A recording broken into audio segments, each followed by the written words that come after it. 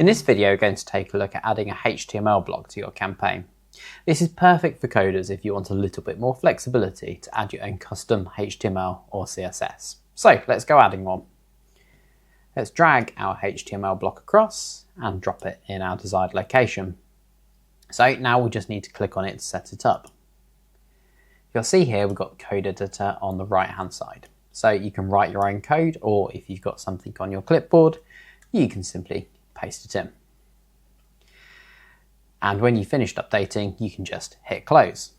Now, bearing in mind this block will support HTML and CSS, so scripting languages like JavaScript and invalid code that are not compatible with email readers, they'll automatically be removed when you click close.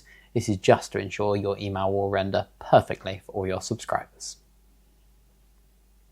Okay, that's a quick look at adding a code block to your campaign.